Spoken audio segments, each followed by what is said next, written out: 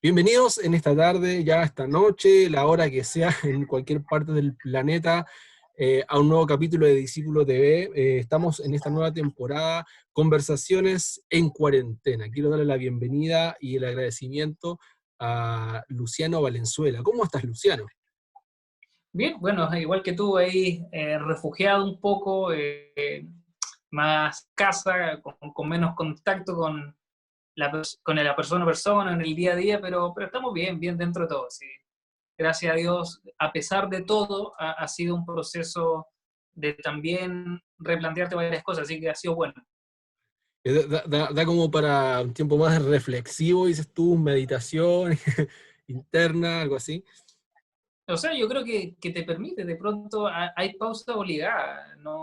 No sé si siempre nos hacemos el tiempo para pensar las cosas cotidianas, porque obviamente son cotidianas, son del día a día, pero hay un montón de cosas que estamos haciendo, que estamos viviendo a un ritmo súper acelerado, y que de pronto no las valoramos y quizás ahora simplemente como ir al parque, como tomarte un café en la cafetería de siempre, no lo puedes hacer, y son cosas simples, pero que son súper valiosas por lo que nos conforma a nosotros como personas, es parte de nuestra historia, es parte de nuestro relato. Entonces, el no tenerlo ahora te hace, primero que todo, valorarlo, y segundo, te hace buscar una alternativa, es decir, si, ok, no tengo esto que es cotidiano, tengo que ver la forma de generar algo que no sé si reemplace, pero sí me permita continuar. Exacto, exacto. No, genial. Bueno, un poquito para que la gente que nos escucha y se recuerda, Luciano Valenzuela estuvo con nosotros el año pasado en el Congreso de Discípulos, también compartiendo, fue el primer expositor, así que ya es conocido bueno, agradecemos nuevamente la participación. Luciano, tenemos una serie de temas y preguntas que dentro de la pauta queremos hacerte. Eh, y número uno es la crisis social. Tú como experto también en la parte de social, ¿cierto? Tú eres psicólogo, ¿cierto? Este, a grandes rasgos, ¿cómo tú has visto desde lo que ha empezado no sé si suceder o a demostrar en nuestra sociedad chilena frente a este estallido? Yo primero que todo creo que hay que hacer un acto de honestidad cuando hablamos del estallido social o del movimiento social. Existen una serie de analistas que plantean de que esto se veía venir, que esto era evidente. Yo creo que hay que ser súper honesto, esto nadie lo vio venir, y si lo viste venir y no hiciste nada, eres un irresponsable, porque de verdad creo que el estallido social se da por una convergencia de temas que, si bien existían, eran latentes, pero no era ninguno nuevo, no era ninguno del año. Estamos hablando de una historia de por los últimos 20, 30 años, que se fue acumulando y que, así como explotó el 18 de octubre, podría haber explotado el 20 de octubre del 2021, del 22, ¿me entiendes? Entonces, Ujú, plantear como, primero que todo, entonces yo quiero partir el ujú. análisis desde una honestidad brutal. Esto nadie lo vio venir. Por lo tanto, nadie estaba preparado. Y a mí me sorprende, más como pastor que como psicólogo, la poca solidaridad que hemos tenido como iglesia, en donde hay iglesias que tienen un rol social más activo que otras, pero como querer condenar a la iglesia a algo de lo cual ni siquiera la sociedad estaba preparada. Okay. No existía institución pública, privada, que pudiese hacer frente a este estallido social, menos la iglesia, porque la iglesia tenía otro rol. Y te digo algo, creo que el rol de la iglesia, por mucho tiempo, ha sido enfocado a lo cultico, exacto, la tarea principal. Y descuidamos lo otro, por supuesto que sí, pero tampoco yo me atrevería a responsabilizar a la iglesia. Yo creo que aquí lo que tenemos que hacer es que la iglesia tiene que aprender cómo en este nuevo Ujú, contexto desarrollarse. Entonces, okay. para poder recapitular y que se entienda bien la idea, este estallido nadie lo vio venir y la iglesia no estaba preparada, pero como ninguna institución estaba preparada. Ahora, ¿cómo respondemos? Y ahí yo creo que sí ya tenemos que comenzar un análisis quizás un poco más de Ahora, cómo mira, nosotros... ¿Sí? antes de entrar desde el punto de vista de iglesia, que lo encuentro fabuloso y lo quiero tocar, Eh, Nosotros hoy día en nuestra sociedad chilena, digo somos porque yo también soy extranjero, hace 12 años que estoy acá en Chile, pero ¿cómo tú, como chileno, podrías, en breves palabras, tratar de explicar o demostrar tu sentimiento o tu percepción a todo esto, a una persona extranjera? Es muy complejo porque lo que nos termina cansando es lo cotidiano y lo cotidiano se vuelve invisible. Para nosotros como país se nos volvió cotidiano que empresas tuvieran perdonazos como el que tuvo Johnson y una persona que se atrase 2 meses le corten la luz. Se nos volvió natural. Se nos volvió natural que el banco cobre tasas de interés brutales a personas particulares y no lo haga así con empresas. Se nos volvió normal de que para yo atenderme en el hospital tenga que pagar algo imposible de costear. Se nos volvió normal que la mujer tenga que pagar más por un plan de salud que un hombre. Se nos hizo costumbre que una mujer gane menos que un varón en el mismo trabajo, en el mismo cargo. Son una serie de inequidades sociales, injusticias sociales, que nosotros le fuimos dando un relato y lo fuimos validando en base a un concepto que es el orden público. Es decir, sabíamos que esto no funcionaba, pero aún así como país estábamos bien preparados, algo nos decían los jaguares de Latinoamérica, conceptos Claro, súper irresponsables, súper poco reales, pero que de una forma u otra a nosotros nos decían, sí, pero mira, por lo menos acá en Chile nuestra policía no es corrupta como en otros países, hasta que aparece el Paco Gay o el Milico Gay, que son dos casos de corrupción de instituciones uniformadas. Entonces la gente comienza a cuestionarse de que existe una ley de pesca que termine favoreciendo a 7 familias y pasando a llevar a una serie de gremios de la pesca. Comenzamos a cuestionarnos de que muchos de los casos que involucraban a figuras políticas terminaban siendo sobreseídas por el tiempo, no porque fueran inocentes. Eh, eh, Nos comenzamos a dar cuenta de que no correspondían cosas que para nosotros eran invisibles. Si yo tengo que explicarle a alguien qué fue lo que ocurrió, evidentemente, gracias a Dios, Chile no tenía una crisis de hambruna, por ejemplo, como otros países, pero la gente que estaba comiendo lo mínimo, cuando unos pocos estaban comiendo lo mucho. claro, Y te ahí se entiendo. comienza a generar un relato. Ya, te entiendo, claro. Sí, es como hacer una comparativa según la crisis de cada país, lo que se entiende. Eh, Ahora, volviendo a la parte de que tú tocaste al principio, eh, la iglesia frente a esta situación, ¿tú crees que la sociedad ha mirado a la iglesia como responsable de que no está haciendo nada o no ha hecho nada? No sé, por ahí, ¿te acuerdas del tema de lo que se hizo también sobre los pacificadores, qué sé yo, y varias ciudades salieron a limpiar las calles, etcétera? Y ahí se levantó también eh, comentarios, cosas que hay que orar, no hay que protestar, hay que salir, no hay que reclamar, sí hay que reclamar. Eh, eh, ¿Para dónde apuntar en todo esto? Yo creo que como ha funcionado la iglesia siempre, cada parte o fracción de la iglesia toma roles. El problema es que nosotros, no sé si será un tema latinoamericano, pero como que nos enseñaron a pensar en dicotomía, blanco, negro, bueno, malo. Y pareciera ser de que si yo barro una calle, estoy validando algo, que si yo voy a una marcha, estoy validando todo lo que pase ahí. Y se nos olvidaron los matices.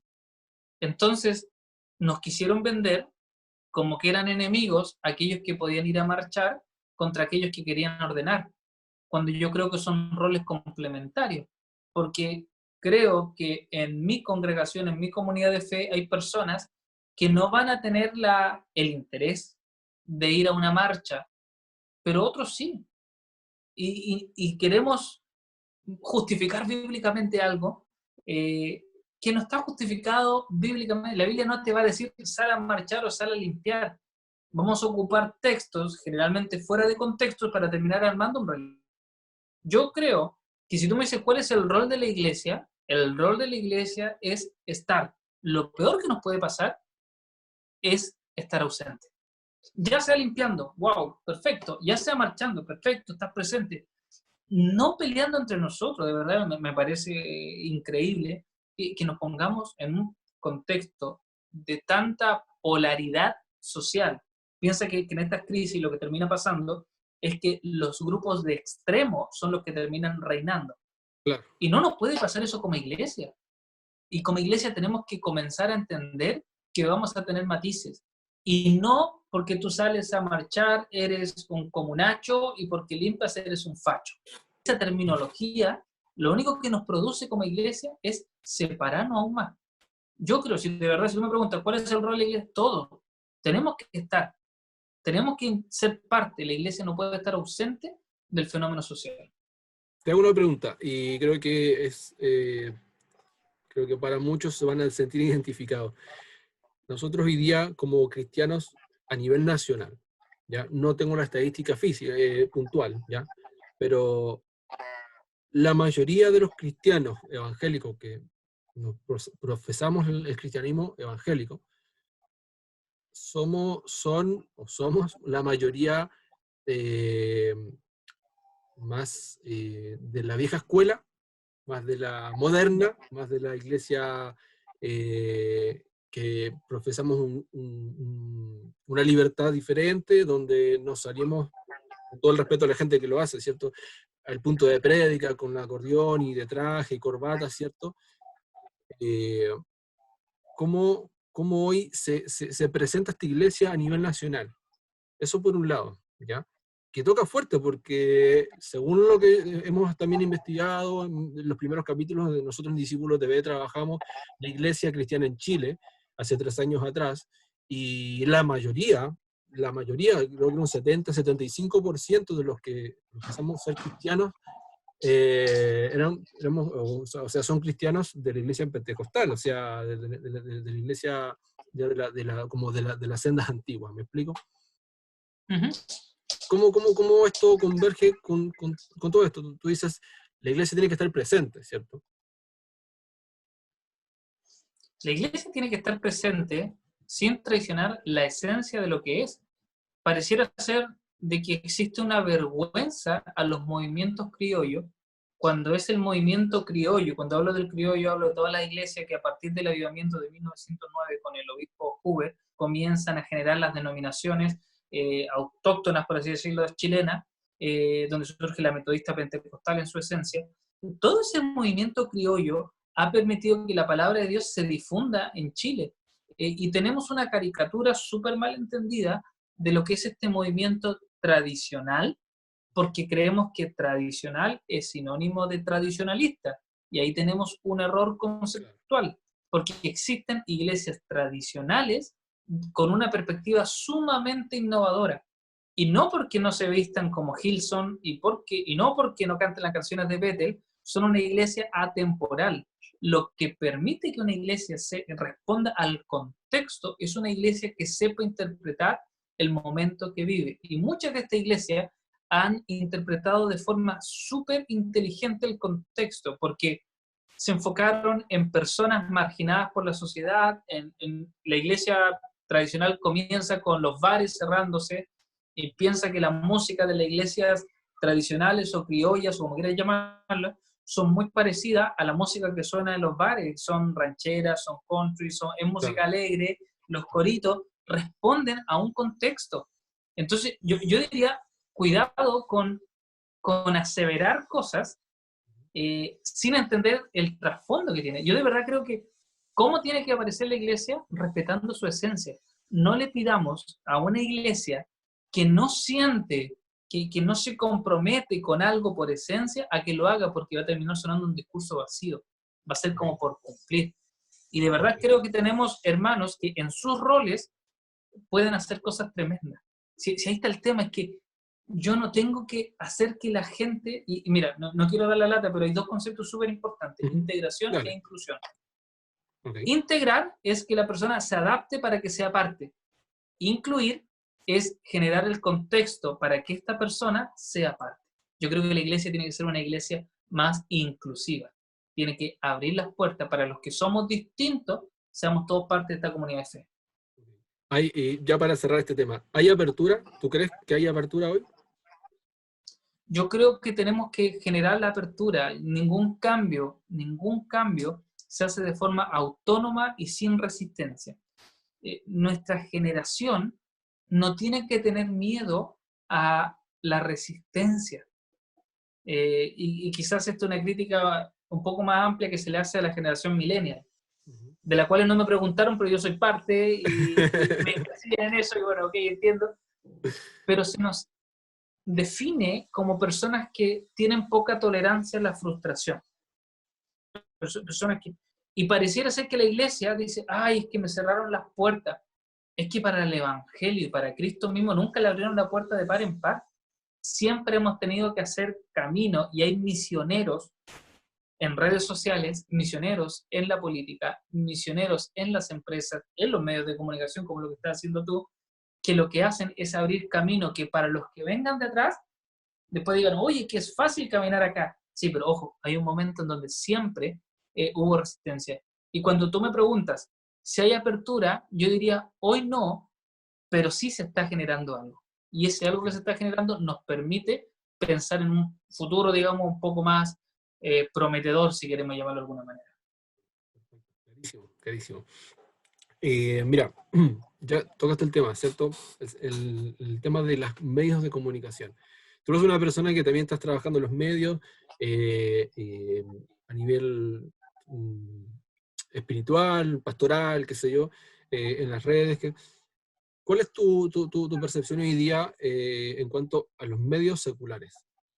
¿Cómo manejan la información? Eso por un lado. Y segundo, versus los medios comunicacionales cristianos en Chile. Que, bueno, no somos muchos, pero hay.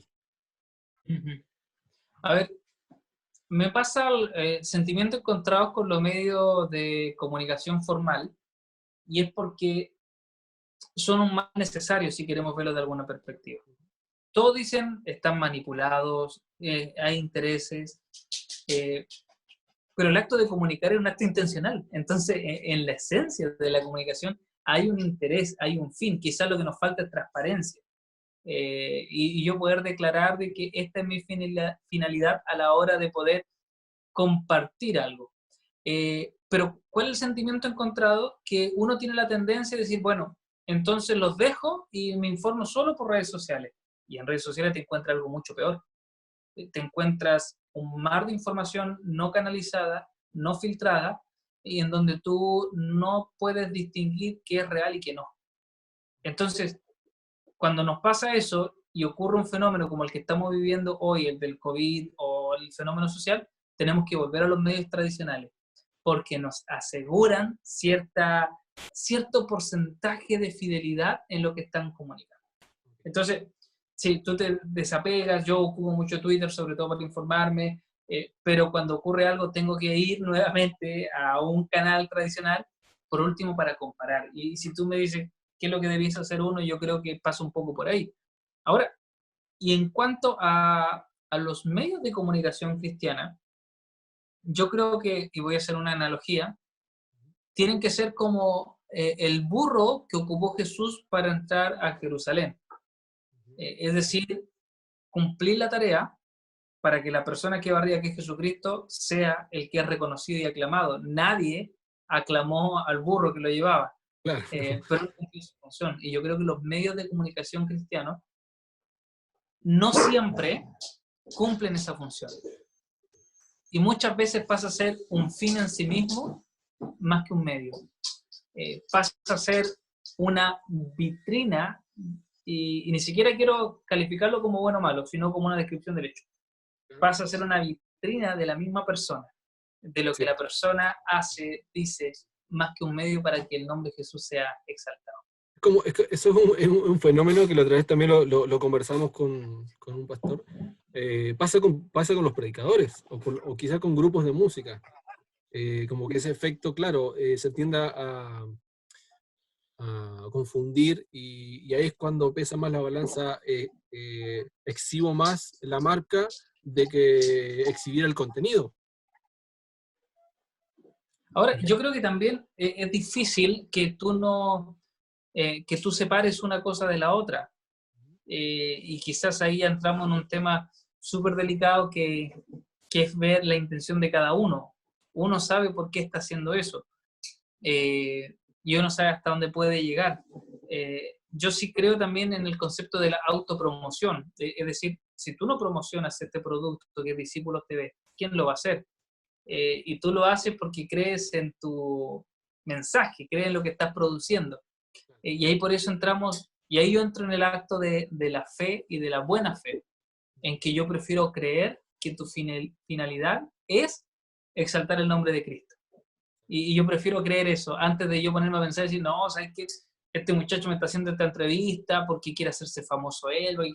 Mira, prefiero no contaminarme con eso. Y yo sí creo, volviendo a la analogía de lo otro, que los medios cristianos deben ser como el burro que llevó a Jesús. Y ahí cada uno sabrá, como dice mi mamá, dónde el zapato le aprieta, y Claro. sabrá si lo estamos haciendo o no. Pero sí creo que los medios cristianos deben cumplir esa finalidad, de que Cristo Nosotros, sea el reconocido. a nosotros nos ha pasado a lo largo de estos años, es que, bueno, el mensaje ha sido, claro, como te decía hace un rato atrás, quizá un poco ácido para algunos al principio, ¿cierto? Pero al tener una apertura más social, más abierta a lo que la comunidad requiere o necesita, pero comunidad, cuando hablo comunidad, ya sea cristiana o no cristiana, ¿ya? Mismo el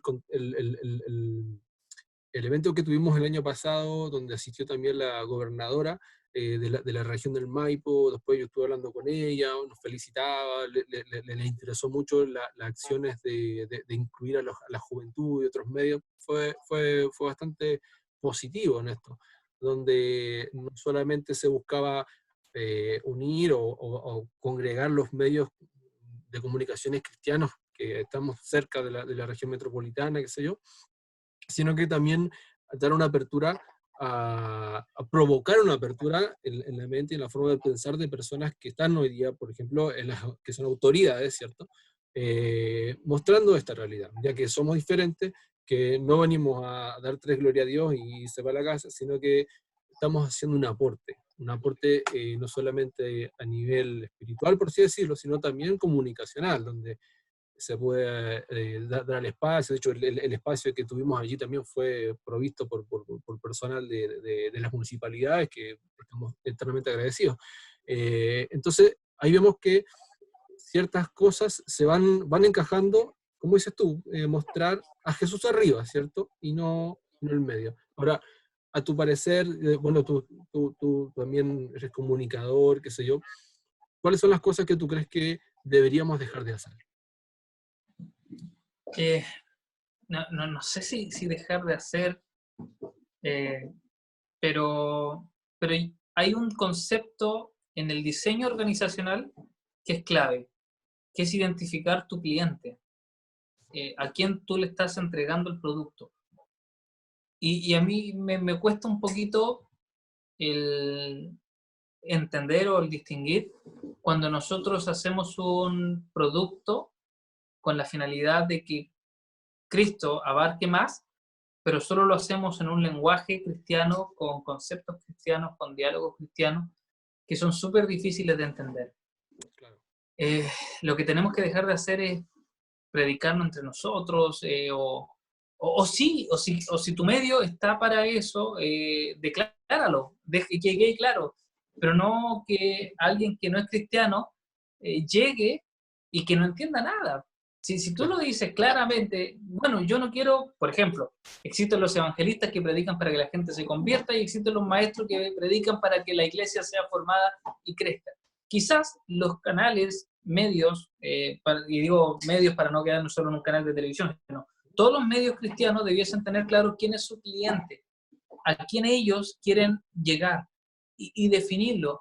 Y es porque de pronto nos encontramos como con mixturas, como que no queremos que nos pillen que somos cristianos, Claro. quedamos por una cuestión a media. Yo de verdad creo que lo mejor es transparentarlo y decir, Sí, nosotros somos un canal cristiano para la formación de la iglesia, para el cuerpo, si usted es cristiano, y genial.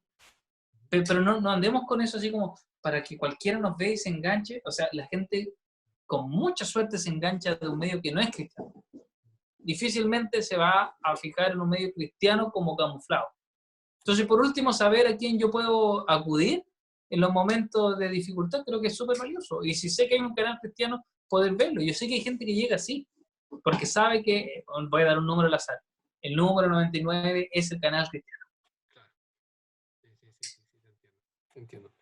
Eh, Genial. Quería hacerte una pregunta, pero la vamos a dejar para el final. Ya Eh, bueno. Me recordé algo súper, súper entretenido. Tú fuiste a la marcha por Jesús cerrada, ¿cierto? ¿Tuviste? No, no fui. Ya, dejémoslo por el final, entonces. Ya, ok.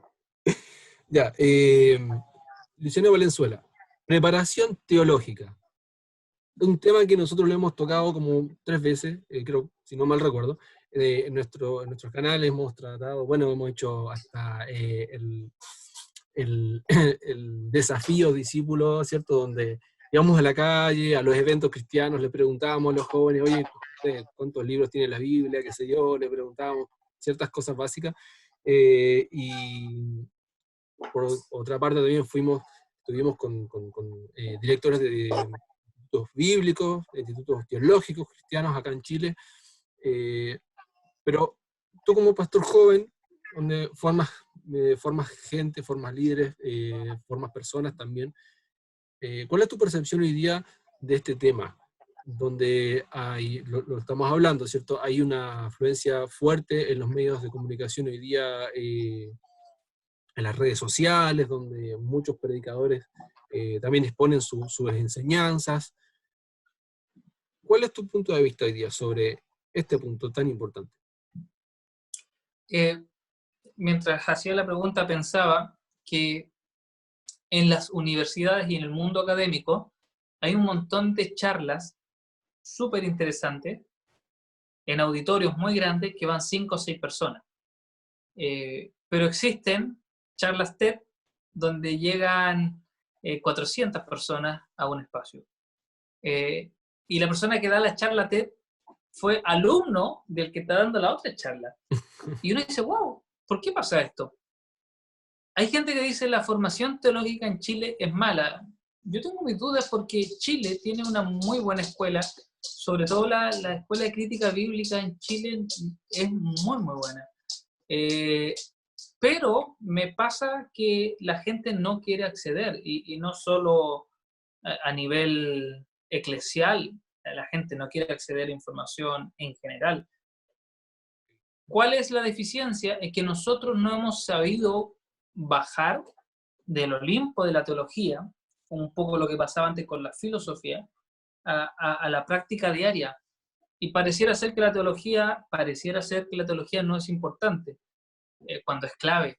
Y creo que no es por falta de buenos expositores, sino porque no hemos estado pendientes en la divulgación del pensamiento teológico. Yo no conozco tanto la cultura latinoamericana, hablo mucho de Chile porque sí la conozco bastante, eh, pero sí veo un fenómeno motivacional a nivel académico, y eso sí lo manejo mucho mejor, en donde hoy día no venden libros los PhD, los doctores, sino que quienes venden libros son los que tuvieron una experiencia significativa y la convierten en relato. Rigoberta Menchú, por ejemplo, en Bolivia, que habla de la resiliencia, y no te lo está hablando un doctor, te lo está hablando alguien que vivió este tema. Me da la idea de que existen oradores, y ahí es donde nosotros los oradores tenemos que tener la responsabilidad, que no estamos dando el espacio para hablar de pensamiento teológico cuando tenemos la oportunidad. Pero también creo que la iglesia local tiene que cumplir un rol. Y tiene que cumplir un rol formativo, tiene que cumplir un rol de enseñanza.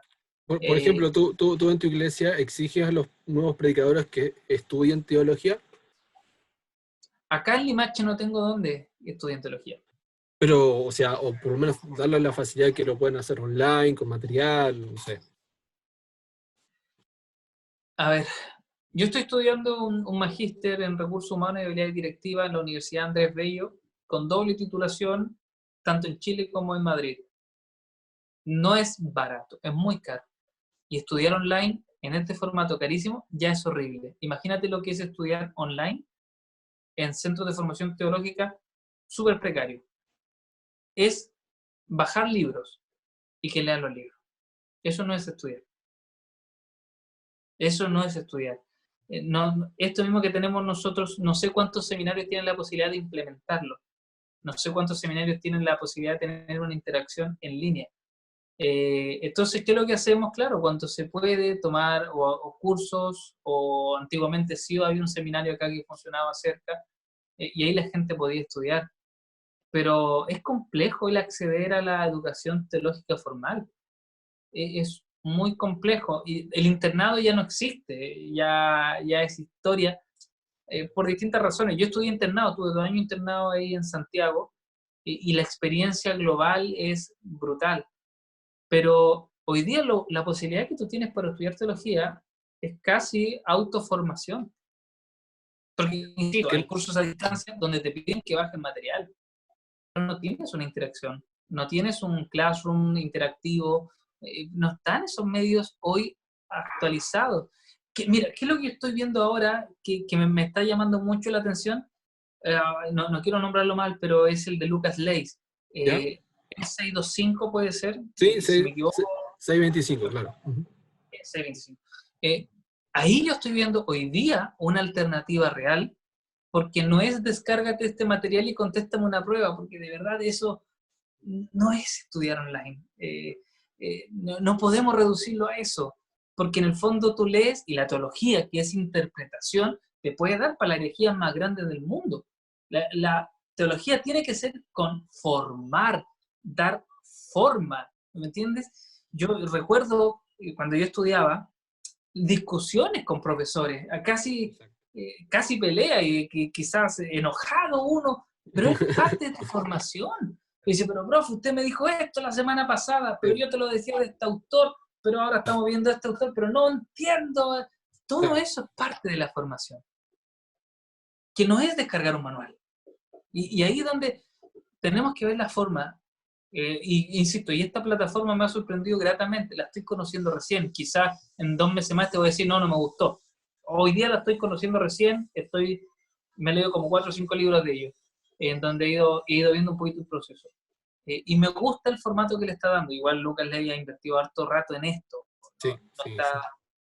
sí. y ponte tú, yo podría tomar un camino súper, a ver, súper contrario y decir, no, bueno, yo voy a tomar esto, lo voy a copiar y lo voy a adaptar. Si eso está, yo prefiero recomendar para allá, Claro, exacto. en vez de preparar, porque eso nos pasa mucho, que toda la iglesia tenemos que empezar de cero. Y eso, imagínate, si alguien ya lo creó, ya lo inventó, ya trasnochó, lo que tú tienes que hacer es estudiar, filtrarlo, y si está bueno, compartámoslo y digamos, y por eso yo no me pongo ni colorado en recomendarlo, porque a mí me ha parecido bueno.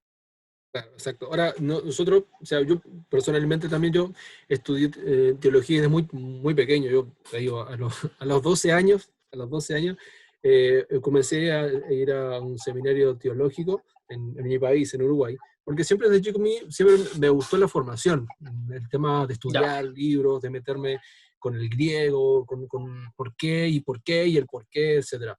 Ya, bueno, mi familia también por detrás han estudiado bastante el tema. Bueno, vengo también de una familia, como se dice acá en Chile, canuta, ¿cierto? Donde hay harta gente que ha estado metido con la literatura, qué sé yo. Bueno, mi hijo, yo también tengo un hijo que es adolescente y también ya está estudiando. Lo está haciendo hoy ya. día, también lo está haciendo de forma online. ¿Por qué? Justamente por este tema de la pandemia, ¿no? Pero si no tienes su clase presencial. Eh, Concuerdo totalmente con el tema de tener un profesor que te pueda enseñar. Yo me acuerdo también cuando, de hecho, tenía 2 profesores que eran extranjeros, que estaban, uno era de México y otro de Estados Unidos, y nos enseñaba y era súper rico tener esa interacción. Ahora, entiendo lo que vas. O sea, hay lugares, claro, donde no tienen esta posibilidad, no tienen esta facilidad de hacerlo, pero eh, ¿cuál, cómo nosotros podemos entonces transmitir, o tú ocupaste una palabra muy fuerte, muy importante, que es la formación, ¿cierto? Si hoy día vemos, según los análisis también de los mismos directores de los centros teológicos acá en Chile, que lo tuvimos el año pasado, donde nos decía que el índice de nuevas iglesias que se están formando ya en Chile, en nuestro país, son mucho más numerosas de pastores que no han tenido formación teológica, que han sido, claro, instruidos por su propio pastor, por su propio obispo, pero no han tenido una formación ni una actualización, como un upgrade, ¿cierto?, de lo que hoy día, cómo debemos predicar o cómo debemos, no sé, hacer la hermenéutica, la homilética, así. Hoy día vemos también una juventud, a nosotros nos ha pasado que como que falta de preparación. Entonces, nosotros teniendo esta riqueza, teniendo este conocimiento, tenemos que pararnos y decir, bueno, tenemos que hacer algo. A eso es lo que voy. Mira, me voy a meter en un tema súper peludo, pero también para responder con mucha honestidad. Y su pregunta retórica, no para que me responda. ¿Cómo se sostiene ministerialmente hoy día un pastor? Diego, ¿cómo se sostiene un maestro de iglesia que no pastorea, que está dedicado a la formación? Si no invertimos en maestros, ¿cómo vamos a tener iglesias que se formen teológicamente? Creo que tenemos que abrir un poco la forma, la mente en cuanto a la administración de los recursos, porque muchos grandes maestros que pasaron por seminario tuvieron que volver a una empresa porque se dieron cuenta de que no se solventan los maestros en una iglesia. Es que, mira, justamente a eso iba. Nosotros cuando nos pasó, veíamos filas de personas comprando su entrada para ver a un grupo cristiano, XX, o al mega evento de adoración, ya va a venir tal fulanito de tal. Todos estos grupos no van a ir, ya, y paga tu meet and greet también, 80.000 pesos para sacarte foto con tal eh, cantante cristiano, ¿cierto? Pero esas mismas personas, o esos mismos padres que le estaban pagando a sus hijos para ir a este evento cristiano de adorar a Dios, no invierten absolutamente nada en la formación. Entonces, es algo que repercute juntamente en lo que tú estás hablando. O sea, ya, no hay lugares para estudiar porque no se pueden sustentar, pero ¿qué está pasando con nuestra sociedad cristiana? ¿Estamos consumiendo de lo que las grandes productoras nos están vendiendo? ¿Estamos siendo más consumistas de esto que lo esencial? Sí, yo podría dar una respuesta súper súper para el aplauso y decir que sí, pero yo creo que si hay una inversión, el problema es que hay una mala administración. ¿Y por qué digo esto? Eh, Porque hay iglesias que cuentan con los recursos y el tema es que nosotros no queremos administrar lo que ya se invierte, que son diezmos y ofrendas. Los eventos son eventos y están, y con todo el cariño del mundo, pero están sujetos al mercado. Oferta y demanda. Hay cosas que son más caras porque tienen más demanda y no voy a yo a cambiar eso ahora porque funciona así y está. Y hay gente que pagará un ticket por... Yo voy a ver cosas, cristianos o no, y decido pagar porque me interesa, súper. Pero también decido formarme. Ahora, si yo estoy en una institución donde el compromiso es mis diezmos, mis ofrendas, la responsabilidad de los pastores, y acá me incluyo, es también administrar de forma correcta esos diezmos y ofrendas para que si podemos obtener un pastor que visite, que atienda a los enfermos, que predique, también tener a un maestro que pueda formar. Y ojo, si tampoco yo estoy descubriendo el agua tibia, cada vez las iglesias han comprendido que la forma de consolidar miembros es mediante la formación. Tú puedes tener una infraestructura muy buena, tú puedes tener muy buenos invitados, pero la gente se queda por la formación. Modelos como el G12, no me meto en doctrina, solo el modelo. ¿Okay? Modelos como el G12 son tan exitosos porque hay uno que se encarga de 12 y eso se encarga grupos pequeños. Date cuenta, Christian Schwartz en el desarrollo natural de la iglesia plantea de que una de las características para que las iglesias crezcan es tener grupos pequeños. Y en los grupos pequeños tienes formación. Pero ¿cómo el pastor, además de visitar, de predicar, de ver que la iglesia se coordine y funcione, tiene un tiempo para preparar un material para el año? Ahí es donde tiene que aparecer el rol del maestro. Pero ¿cómo el maestro se va a dedicar si no invertimos? Y a eso es lo que apunto yo. Vamos a tener mejor desarrollo teológico, no sé si yendo a los grandes seminarios. Quizá los grandes seminarios van a seguir siendo esos lugares para 15, 20 personas por clase, pero esas 15, 20 van a representar a 50 o 100 que van a terminar siendo formados. Si el problema es que hoy día hay gente que tiene maestría en teología y no tiene dónde enseñar. Maestros sin aulas. Ahí es donde nosotros tenemos que darle una vuelta y decir, si yo tengo un teólogo en la iglesia, no es la competencia del pastor, es un complemento gigantesco que yo tengo para la tarea. Y ojo, mira, el otro día escuchaba un podcast que se llama Conversaciones Descalzas, donde entrevistaban a Gustavo Falcón y le decían que Jesús Adrián Romero lo definía a él como uno de los mejores predicadores de la historia y como uno de los peores teólogos que él ha conocido. Okay. Entonces decía, lo que tiene que hacer Gustavo Falcón es tomar lo que muchas personas están enseñando y él, con la habilidad y el don que Dios le dio, comunicarlo a la iglesia. Y ahí es donde la iglesia comienza a conversar una con otra, cuando yo tengo ministerios complementarios. Que mejorar seminarios, sí, pero quizás, y esto es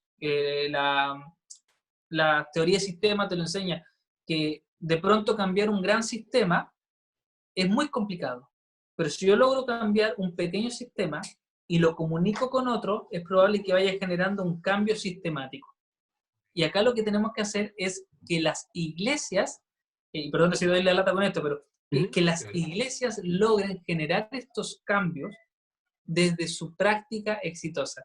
Y ahí nosotros tenemos que ver cómo los que hoy día están enseñando le está yendo bien. Y hay una inversión en ese maestro, y ese maestro está siendo remunerado, y hay frases, versículos como el obrero digno de su salario, se aplican pero brutalmente, porque la persona es bendecida. Si los diezmos no solo tienen que alcanzar para sostener un pastor, sino para sostener el ministerio de la iglesia. Clarísimo, clarísimo.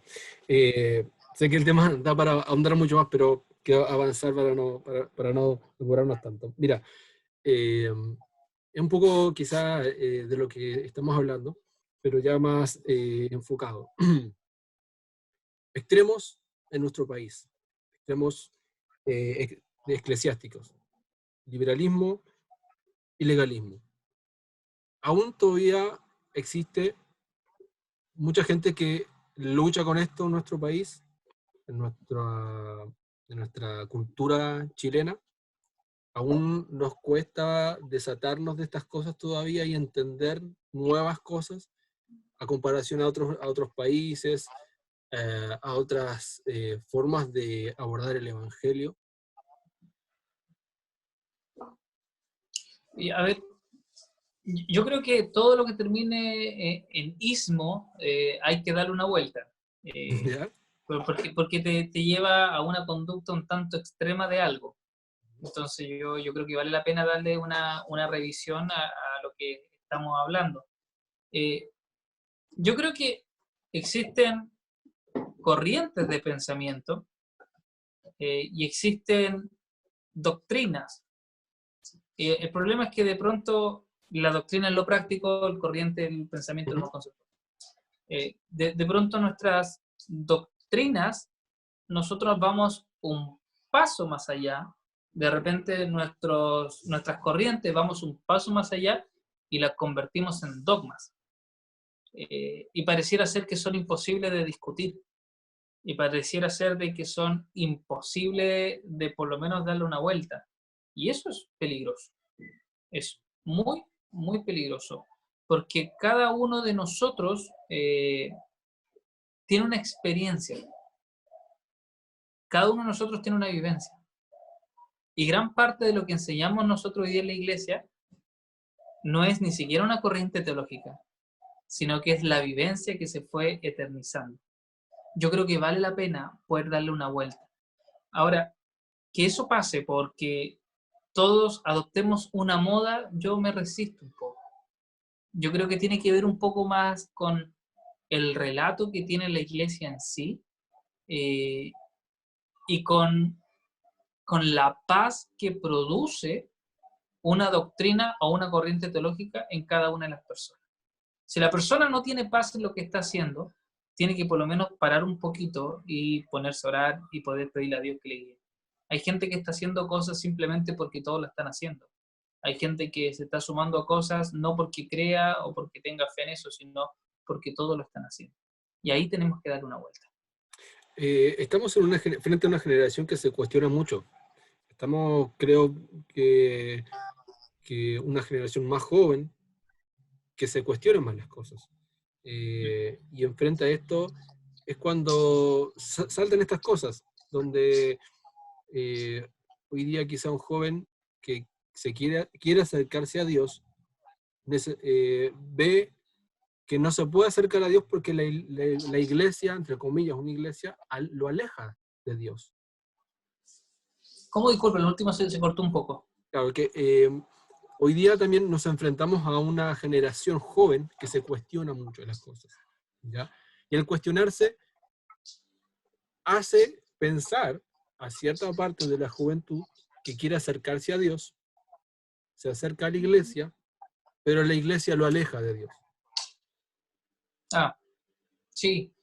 Es que la iglesia es este hospital más que un museo, pues está lleno de todos nosotros imperfectos y puede que esta misma entrevista, aunque no sea mi finalidad, termine alejando a alguien porque dije algo que no debía haber dicho. Y nosotros tenemos que entender el perfecto amor de Dios a una iglesia imperfecta, en imperfectas condiciones como la que estamos viviendo. Entre más nosotros enseñamos una iglesia imposible de equivocarse o intachable, más fácil es que la gente se desilusione. Nosotros tenemos que hablar de esa iglesia vulnerable, que es santificada por Cristo y no por sus actos. Esa iglesia que es alcanzada por la gracia de Dios y no por los méritos. Esa iglesia que es abrazada en pecado y llamada a salvación. Esa iglesia somos nosotros. Y cuando yo predico una iglesia súper poderosa, lo que estoy provocando es un estándar tan alto que es imposible de acceder. Entonces las personas dicen, yo nunca voy a llegar a eso, y terminan por no ser nada. Tenemos que hacer una iglesia como lo que es humana, en vías de perfección, cuando nos podamos casar con Dios. Perfecto. Yo creo que la respuesta que acabas de dar creo que es la más acertada y ad hoc a lo que estamos hablando.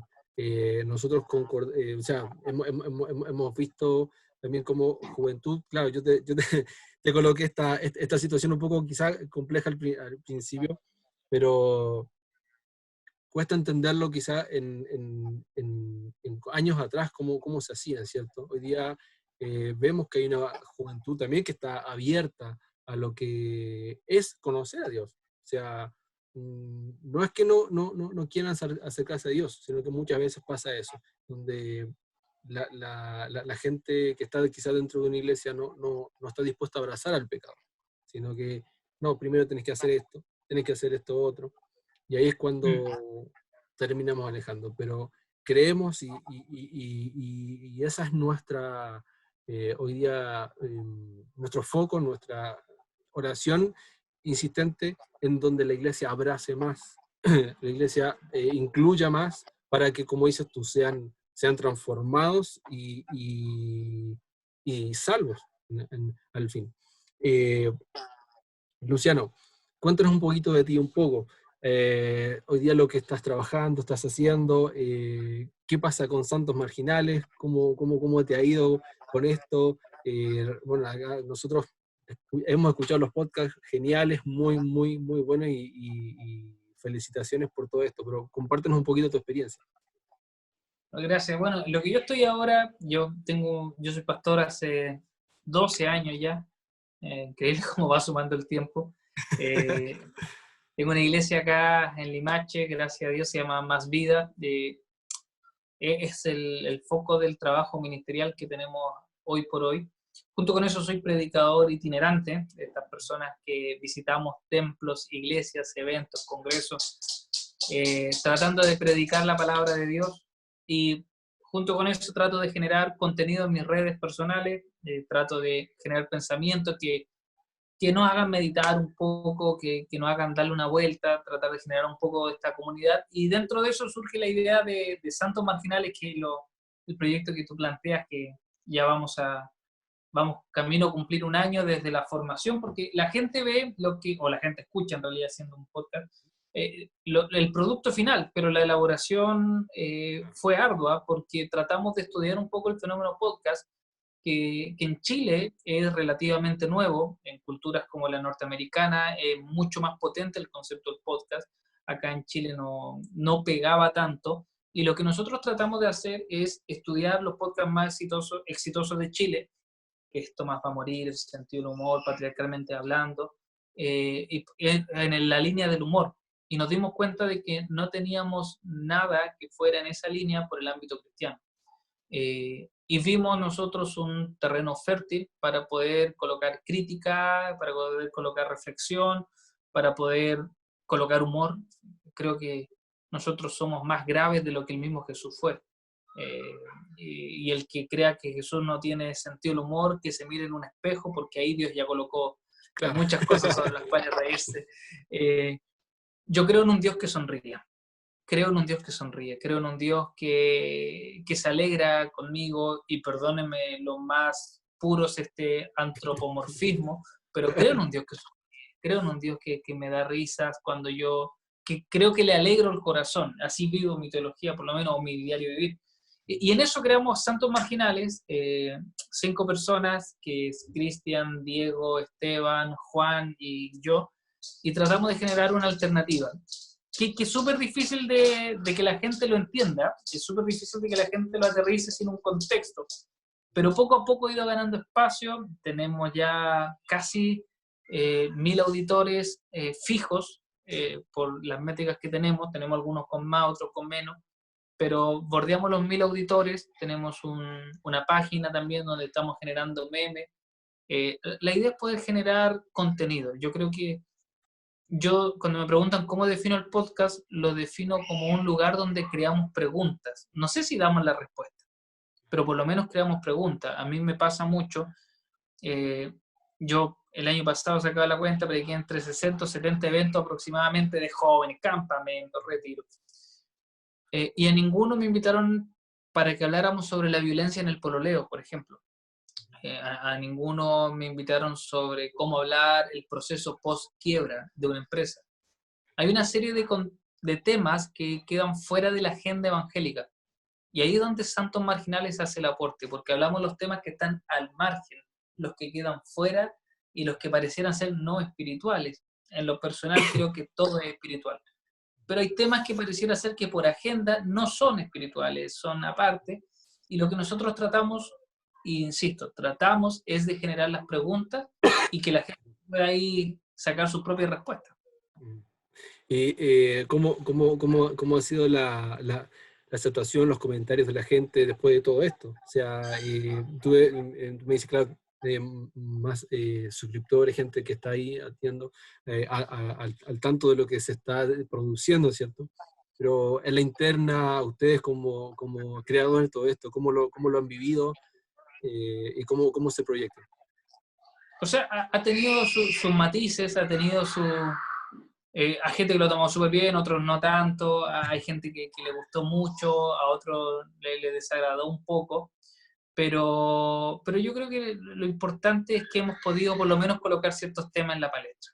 Y creo que ahí nosotros no nos damos por pagado porque logramos hacer lo que sentíamos hacer, que era el poder generar este contexto llamado Santos Marginales.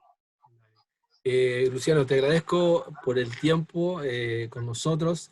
Eres ya un amigo de la casa, así que bienvenido a cada capítulo de Discípulo TV. Y nada, estamos en contacto. No, muchas gracias, pues. Cuando quiera nomás, ahí felices de poder conversar. Dale. Muchas gracias. Te mando un abrazo. Estamos en contacto. Un abrazo y Dios te bendiga.